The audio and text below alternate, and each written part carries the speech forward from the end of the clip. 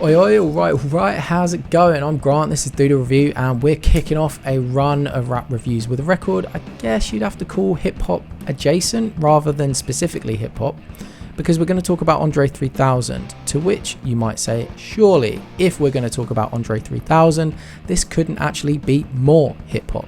It's André 3000, right? One half of legendary southern rap outfit Outkast, that André 3000, first generation of Atlanta hip-hop collective Dungeon Family, that André 3000, the highlight of every single song he's dropped a guest verse on in the last 20 years, that André 3000, well yeah, it is. And while we are here to talk about his first ever solo album, like a Key and Peele sketch come to life, that solo album, New Blue Sun, is a 90-minute experimental free jazz album in which our hero plays only the flute. Yeah, you heard it right. This is an ambient jazz flute album from Andre Benjamin, aka André 3000. Now for me, while I would love just as much as everyone else to hear what Mr. 3000 could do on his own solo rap project, or what a 7th Outkast album would sound like, I was actually pretty excited to hear this. Since starting to publish my reviews about 3 years ago, I've kind of inadvertently documented my exploration of jazz, progressing from traditional forms of the genre into free jazz, experimental music, and ending up at ambient soundscapes. And just this year I've been mesmerized by albums from Alice Coltrane, M. Sage, Brandy Younger, and Mark Barrett. I've actually created a playlist of some of my favorite pieces by them below, as well as some reviews you might be interested in. But basically what I'm saying is that I'm at a point in my life where I can legitimately say I'm excited about an ambient flute album, and I think I may have just heard my teenage self laughing at me through the space-time continuum with that sentence, but oh well. With all that being said, I can't lie to you though, when news of this album came out, I couldn't help but think, how do you get 90 minutes of interesting music out of that long, silvery pole that is possibly the dorkiest looking instrument in the orchestra setup? I'm sorry. The only association I have with the flute is Jethro Tull and Anchorman. Now, to be fair, neither are a far cry from André 3000's most flamboyant personas demonstrated in the past, but I figured this must be a way more serious undertaking. Everything about the promotion of this, under usual circumstances, niche release, all the promotion, all the press, has come with an air of deep respect for the genre. So I feel like already, just by virtue of taking an interest in this record, already I've learned so much more about music. The very fact that the flute as an instrument is not actually limited to that one form. In fact, there are so many variations, and then of course effects on top that can be wielded to bring real depth and variety of tonality to any composition that embraces it. It makes sense, but I guess I've never thought that hard about flutes before. Now I know. As you would hope, or pretty much expect, André 3000 is the primary, I think only, flautist on the whole record, and it's clear almost immediately, but certainly by the close of the record, that he is a serious and very talented player. He is committed to a craft on this record and has really found a way to articulate his thoughts and feelings through this instrument of choice. And in that regard, it is seriously impressive. The first track is called I Swear I Really Wanted to Make a Rap Album, but this is literally the way the wind blew me this time. And I love this for multiple reasons.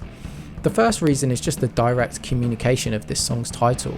I'm sure there's a lot of people out there moaning to themselves like, typical rapper, rock star, artist type, just betraying their fan base to indulge some sort of passing interest. But at the end of the day, everything about this rollout has been so clear. There's no pulling the wool over anyone's eyes trying to stoke interest in this record by passing it off as something else. This is an ambient, experimental jazz flute album, and yeah, the artist knows you probably kind of wanted something else, and so did he, but he isn't really feeling that, so there's this, and you can either take it or leave it. And it doesn't feel like there's any sort of expectation of the audience that they should follow him here. It's going to be of interest to you or it won't. So I love that, just on that level. But then, of course, there is the music itself. The descending progression on this opening track is just so emotive and spacious, and it's just really beautiful. I would not be surprised to hear this sampled again for another vocalist, and it's the sort of track I could imagine Frank Ocean vocal on top of, or even, and I guess this is obvious, but I could literally hear an André 3000 verse over the top of this. There are higher pitched flute sounds, organs, what sounds like outdoor field recordings, and then various percussive hits. And as the song progresses, there are moments of electric piano, and all of these components add perfectly to the texture of the track. The short ascending little whistles really remind me of the Moogle characters dotted around in Final Fantasy IX. I've no idea if our artist, now flautist, is a gamer, but I definitely hear some like game-like musical passages across New Blue Sun. Even the second track, The Slang Word, with its quite clipped, distorted initial keyboard, could be like a segment from a Zelda soundtrack. Something I love about records like this, and it's more so a feature of the wider jazz or experimental genre than I've noticed anywhere else, is the element of being able to discover new artists through looking at the collaborators. And yes, this is an André 3000 record, and he no doubt has had a huge part of the musical direction here, but there are a myriad of fantastic artists featured on this record, and I wanted to dedicate some time talking about each of them. Carlos Nino is a prominent fixture on New Blue Sun, adding bells, chimes, cymbals, and any number of recorded ephemera across the record, but more importantly, he's the producer. And understanding a little more of Nino's background, I think it really helps to appreciate just what an important collaborator and guiding force he is on the album. Since the mid-90s, Carlos Nino has been a really influential figure at the intersection of where hip-hop, soul and jazz cross over into psychedelic, new age and spiritual music, primarily through being a renowned curator on various radio stations, but also as a performer, releasing over 10 records in his And Friends series of albums. And I absolutely cannot claim to have known Nino prior to this album. I'm not cool enough, I'm just learning, but getting a sense through research of his background, it feels like he may have a whole lot to do with the cohesive and spiritually warming sound you get across the whole record. Nate Mercero is a session musician working for huge artists, but is also a seasoned experimental ambient guitar player with a deep back catalogue you can find on Bandcamp. He actually has an album on streaming, which I believe is a live recording of him duetting with the natural sounds underneath the Golden Gate Bridge. Mercero is responsible for pretty much all of the guitar on this album, and I particularly love his playing on the final track, Dreams Once Buried. I feel like the guitar on this track could almost pass as the central character, reacting and responding to the flute. There are many layers and it adds a real richness to the piece. Soraya Botafacina is a pianist and keyboard player who plays on about half of the album, taking the first few tracks and the final piece. New Blue Sun introduced me to Botafacina's music, and his album Everyone's Children is a great place to start if you are looking for a similar vibe to this record, but perhaps with some more energy at times. The record has long ambient pieces, but also jazz tracks in a slightly more traditional form.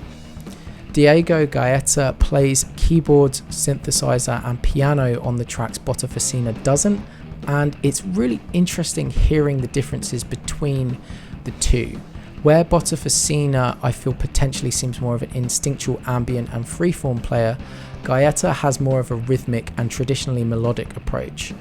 That could of course just be down to what each song that was given to them was demanded, but I particularly love Gaeta's contribution to Gandhi, where the piano seems to quietly battle the more prominent flute and synth textures until halfway, where it slowly comes into focus. Off the back of New Blue Sun, I went and listened to his record, fearlessly accessing the divine spirit of freedom from here on out, and was massively impressed. This is going into my rotation for sure. Matthew David is an abstract electronic and textural composer, and he appears on track 5 alongside VCR, another artist who I was excited to discover.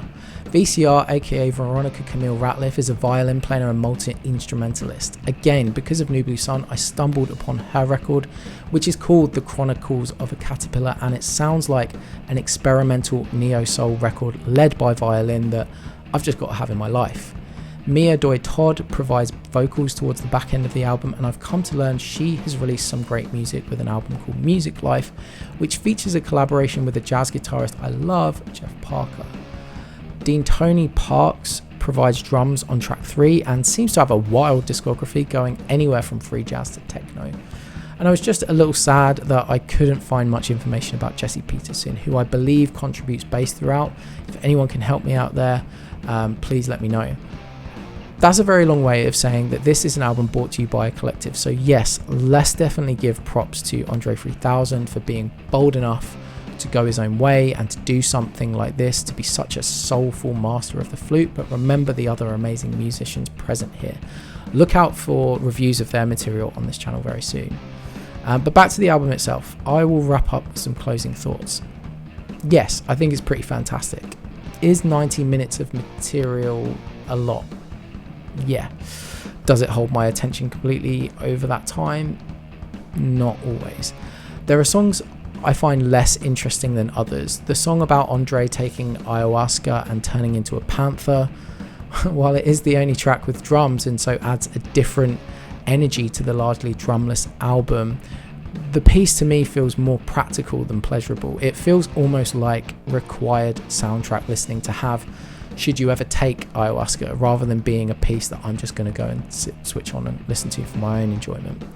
I find Bipolo and 93 Till Infinity occasionally have a few repeated tones or sounds that are a little jarring, and their poignance don't stand out to me in the way that I Swear, Gandhi or Dreams Once Buried do. Overall though, whether you're an experienced free jazz explorer or this is your first foray, I think if you're open to it, this is a fantastic album, and one that at points can seriously enrich your soul, even though those points may be occasionally swallowed by just the sheer volume of material. This is a 7 out of 10 for me. Thanks for listening to me chat faff about this record if you've made it this far. The price is, you now got to tell me what you think, so comment below, let me know, did I get this right? What was your favourite track? Share some thoughts, show some love, or just wholesome abuse in the comments. There are some other videos linked in the description that you might like. Hopefully I'll see you in the next video.